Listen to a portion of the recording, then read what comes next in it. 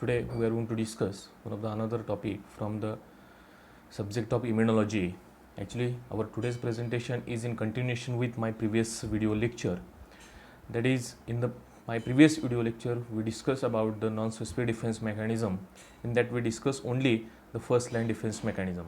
So, friends, if you don't subscribe my channel, then you can subscribe my channel so that you can observe my previous videos, because our today's lecture is in continuation with my previous videos.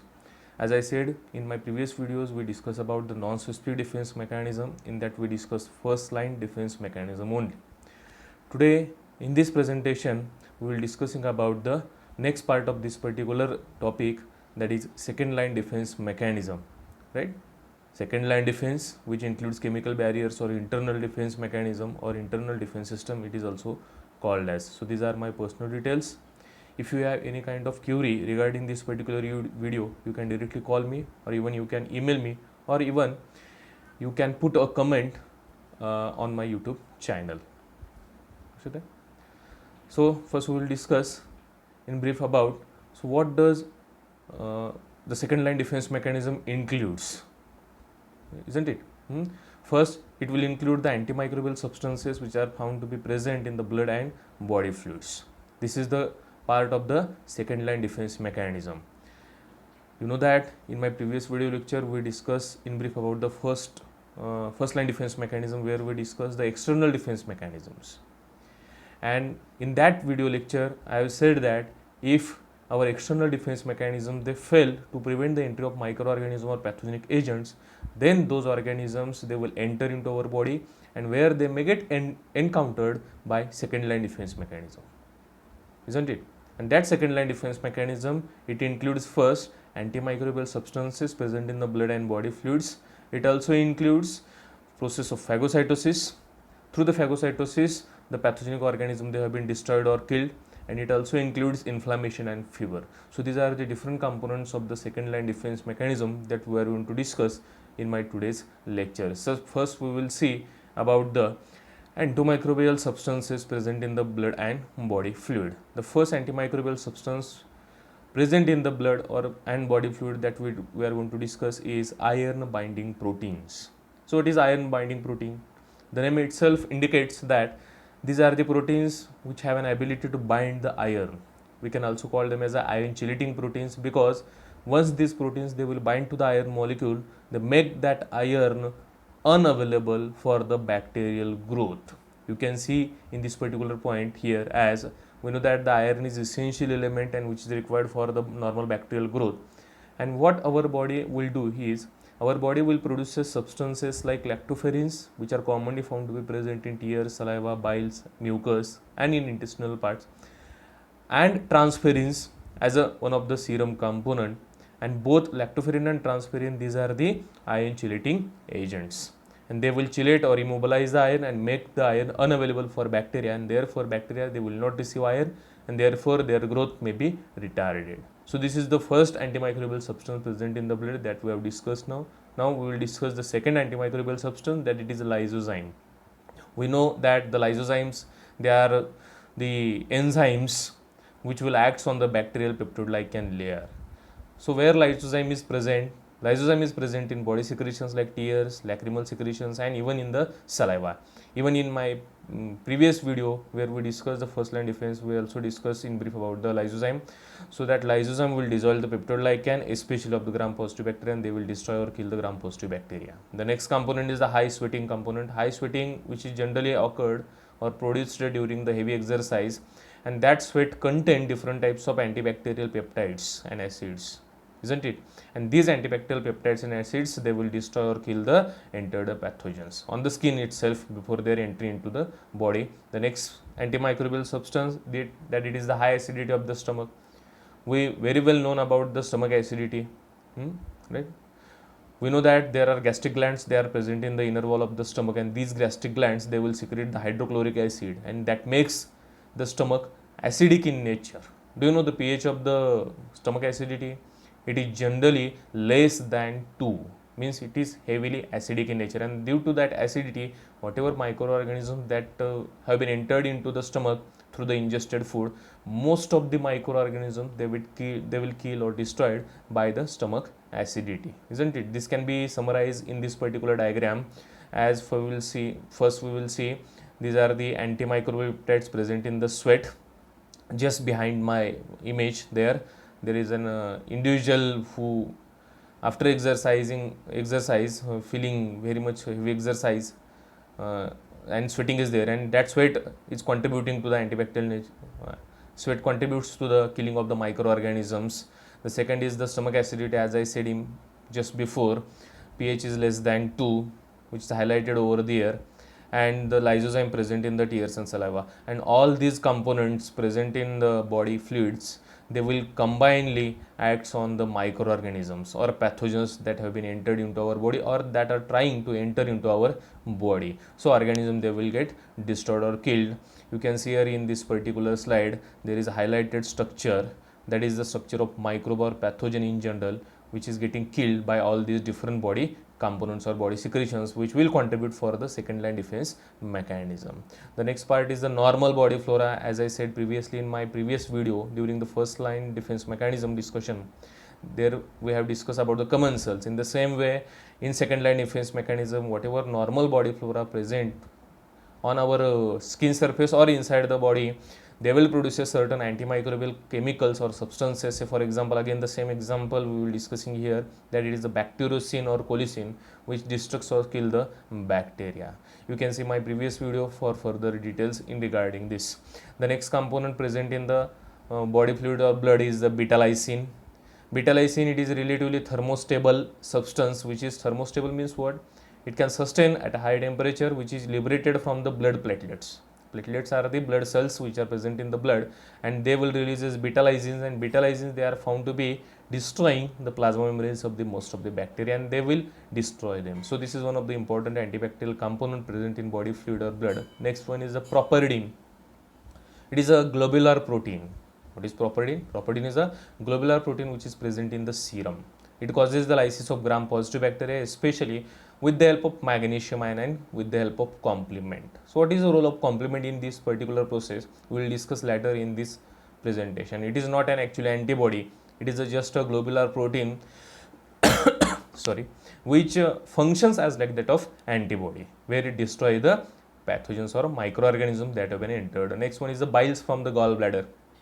We all know about the biles which have been secreted by the gallbladder. General purpose of bile is to emulsify the food, generally oily food, so that the oils and related compound they can be digested by our digestion system. In addition to that, these biles they also have an inhibitory activity on the microorganisms. Generally the biles they have been secreted in the duodenum, isn't it? The next component is the basic polypeptides. The name itself indicates they are basic polypeptides, means they are working in the basic or as a alkaline condition, that is they have a pH range, active pH range is the 7 to 8. They generally act upon the cell and causing their disintegration or destructions. We can say few examples of the basic polypeptides which are bactericidal in nature. For example, leucines, the name is from leukocytes because they will secrete them, and plaquenins is from platelets. So those both these are basic polypeptides. We will destroy the microorganism. The next one is a complement component, is one of the important part of the body secretion which will fight against the pathogens. So what is complement? Complement, it is a thermolabile, isn't it? Complement is a thermolabile, means they are generally temperature sensitive, which are present in the serum and body fluids.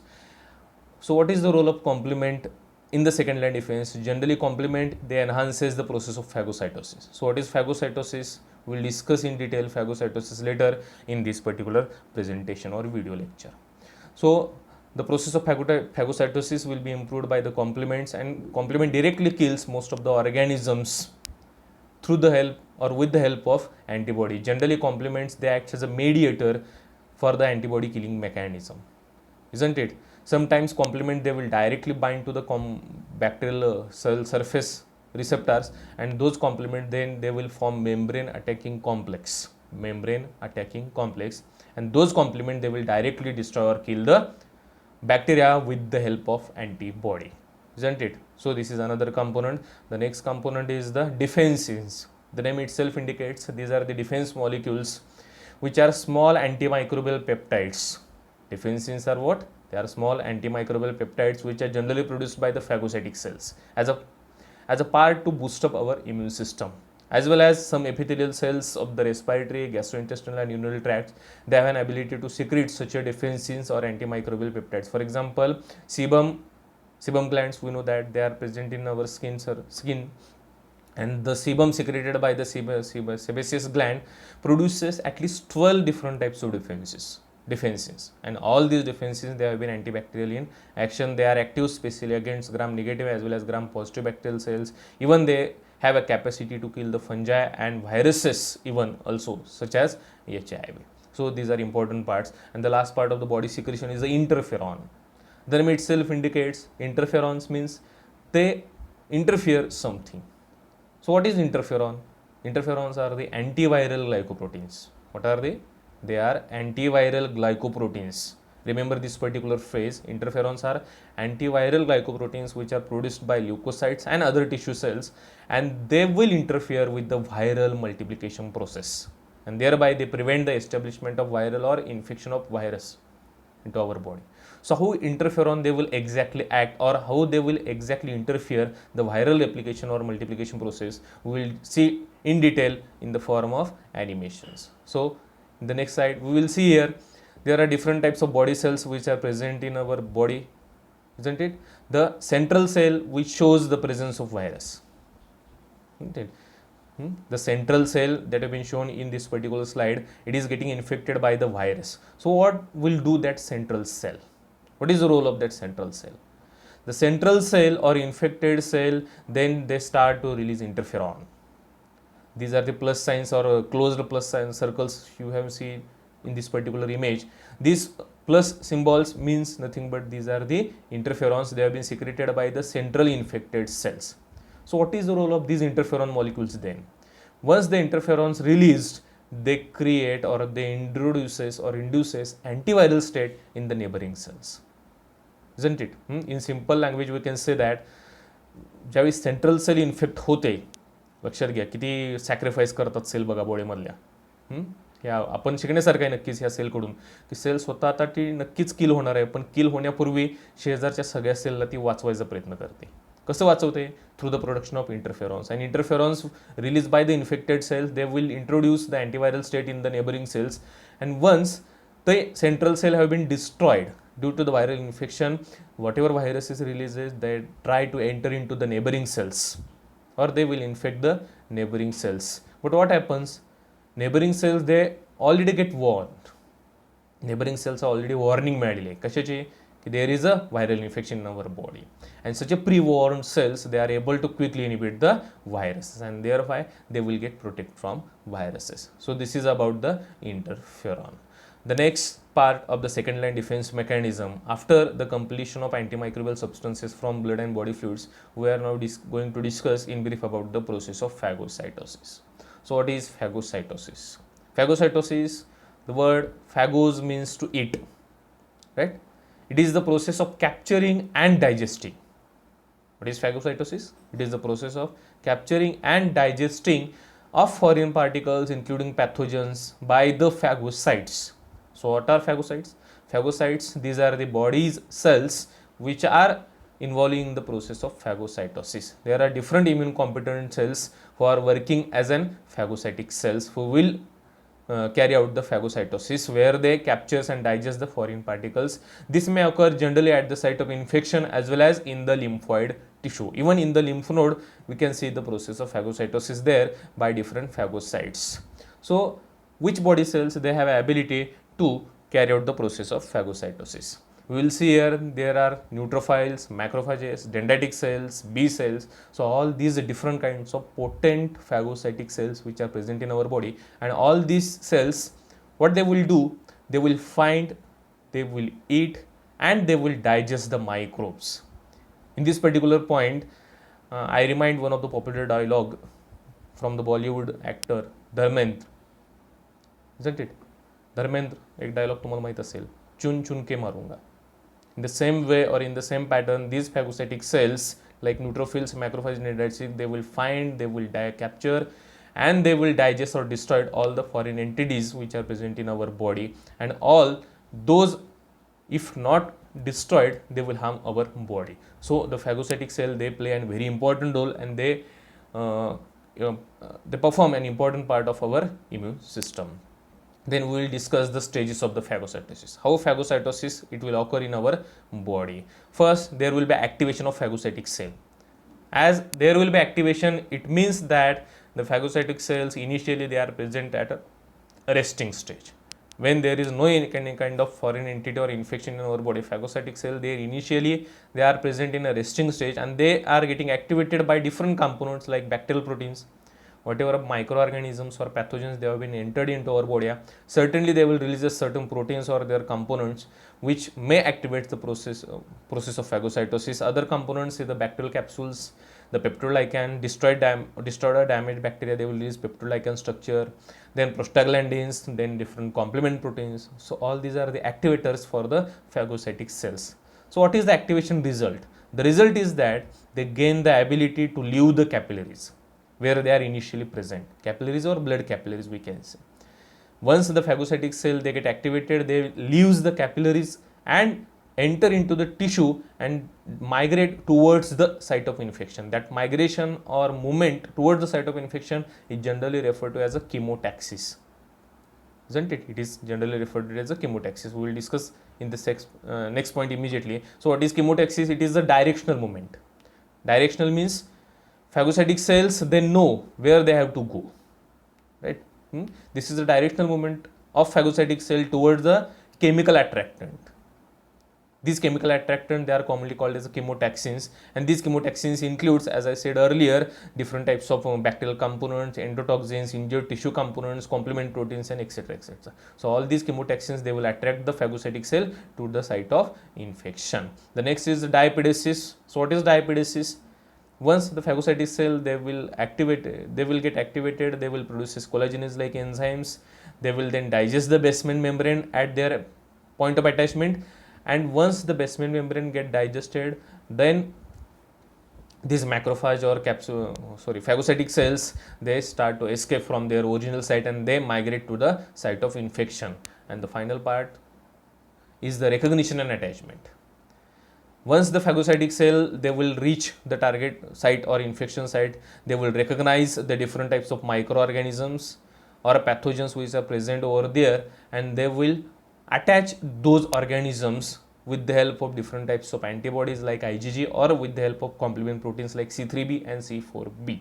So these are the complement components which acts as a mediator, which will allow the binding of phagocytic cell to the pathogenic organism. Once the binding, the actual process of phagocytosis will start. So what is phagocytosis?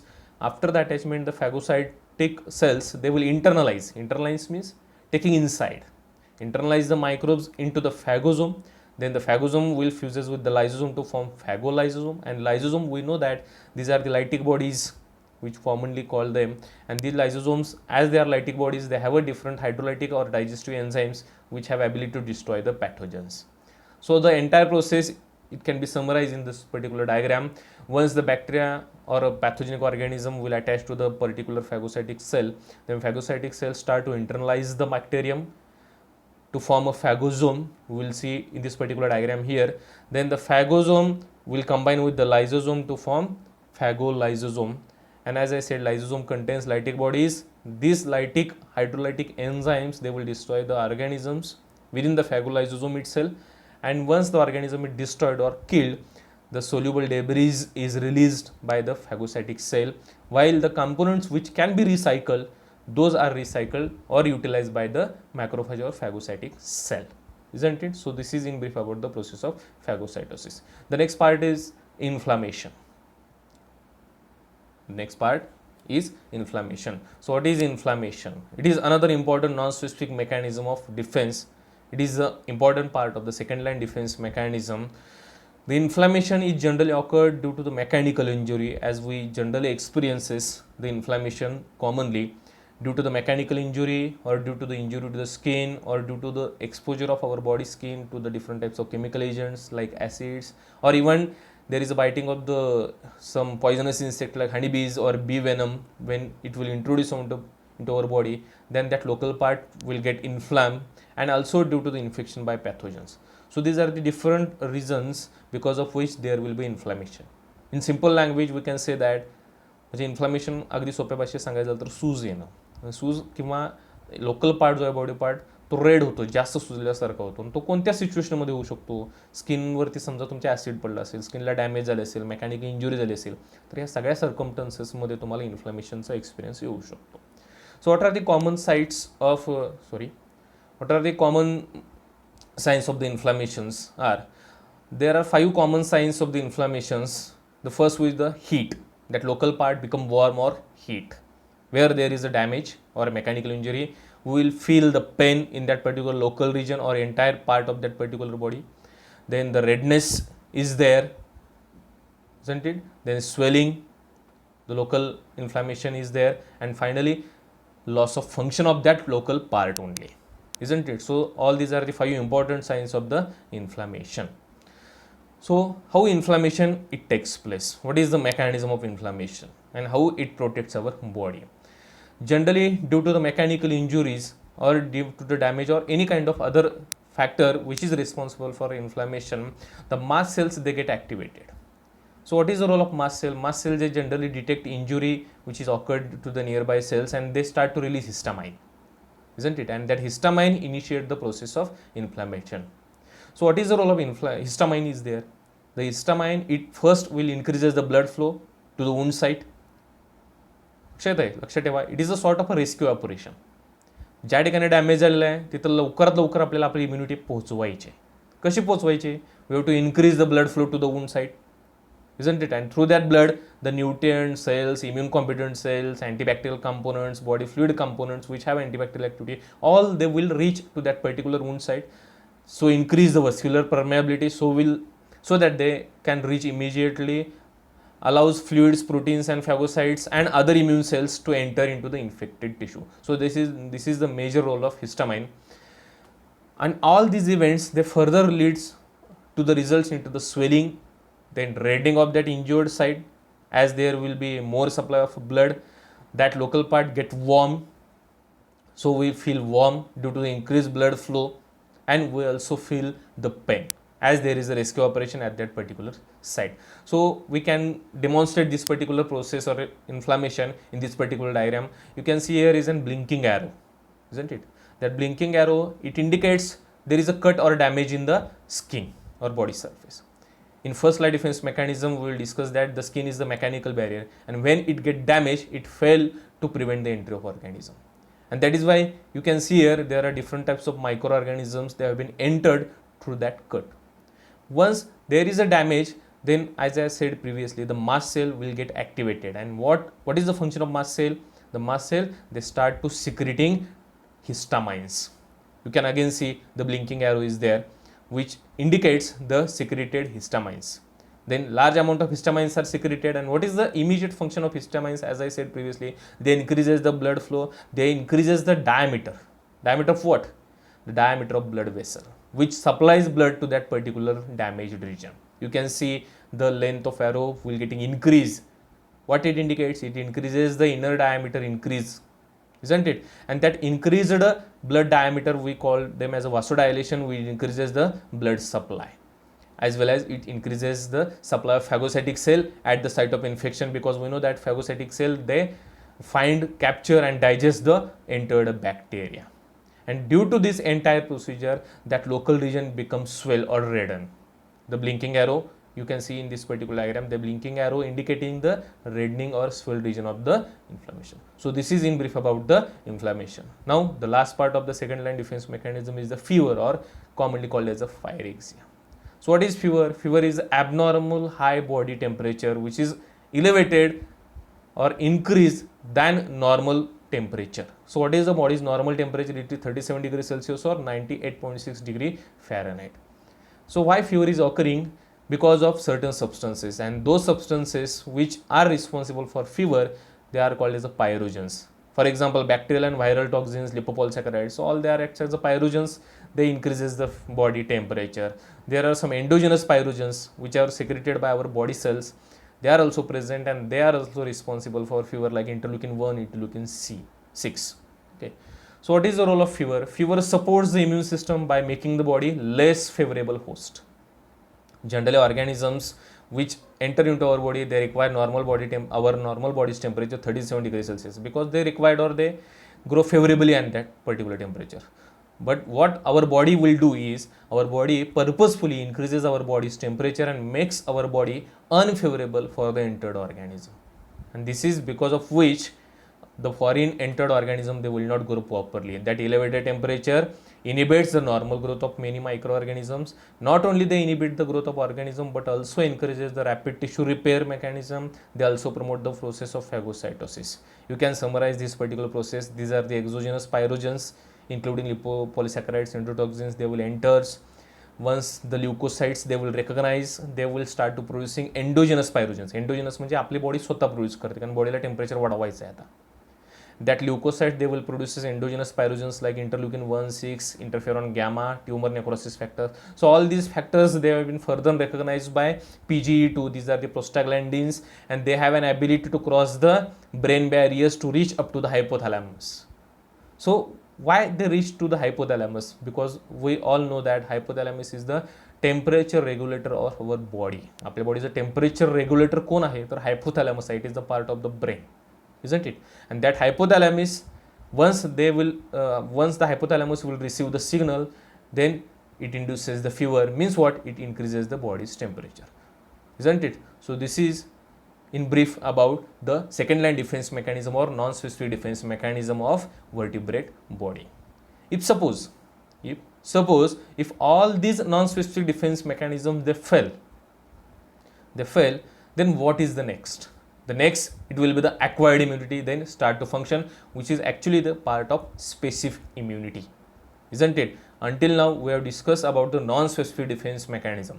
पण जसं मला सांगितलं तसं हे सगळे defence mechanism जर fail झाले तर आता नेक्स्ट पार्ट चालू होणार आहे तो म्हणजे specific defence mechanism, which further includes acquired immunity, which further includes their types: active immunity, passive immunity. Active immunity is natural or artificial. In the same way, passive immunity is also natural or artificial, isn't it?